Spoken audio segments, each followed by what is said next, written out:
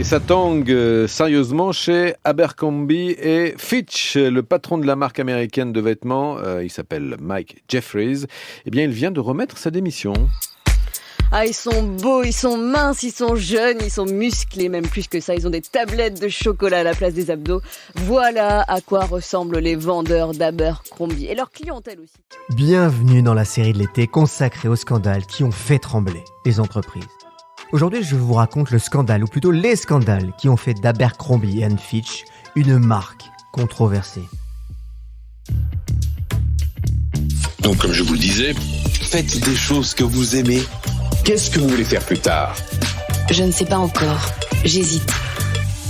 Je veux acheter une fusée aux Russes pour aller dans l'espace. N'aie pas peur de l'avenir. Il faut se construire. L'expérience ne s'achète pas et ne se transmet pas. Bienvenue sur le podcast Il était une fois l'entrepreneur, le seul podcast business en France qui raconte les histoires comme une série tous les mardis. Je suis Laurent Broye, fondateur de Inspire Média, et chez Inspire Média, en plus de raconter des histoires, nous aidons les entreprises à lancer leur podcast. Et n'oubliez pas de vous inscrire à nos spectacles dans toute la France, Inspire sur scène, que vous retrouverez en description.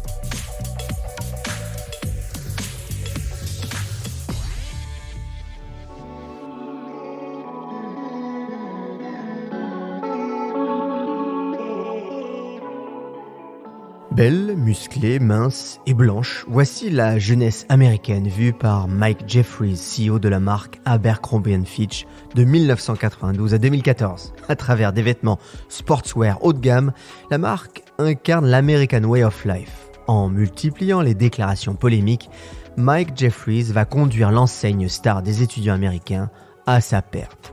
Lorsqu'il prend la tête d'Abercrombie & Fitch, spécialisé depuis 1892 dans les articles de randonnée, Mike transforme radicalement la marque.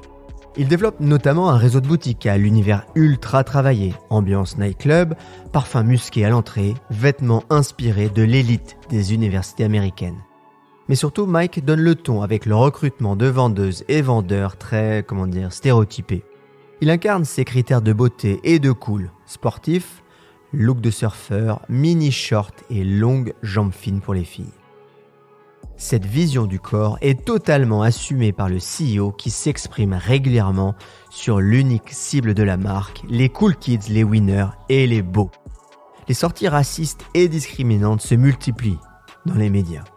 Beaucoup de gens ne sont pas à leur place dans nos vêtements et n'y seront jamais. Sommes-nous exclusifs ? Absolument. Mais en 2013, Mike va encore plus loin.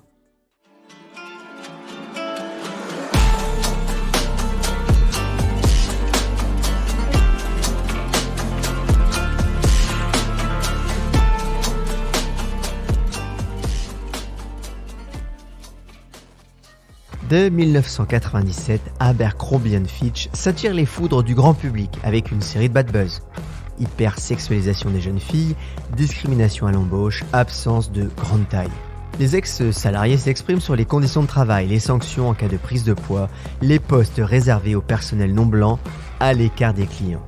Ils font également circuler le guide des gens cool distribué en interne.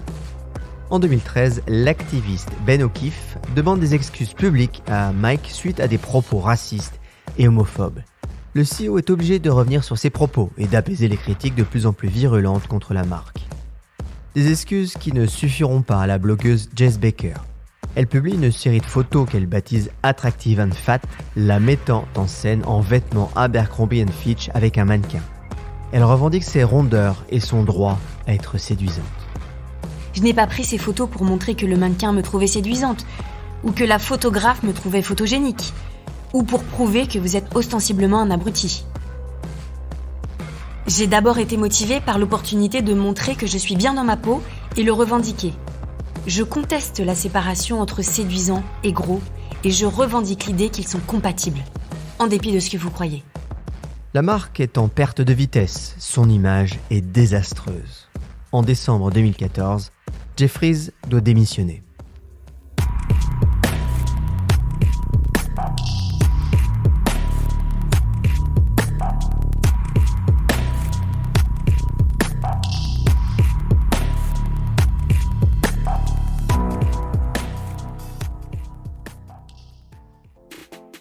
Aujourd'hui, la marque conserve son positionnement haut de gamme à l'image sport et cool.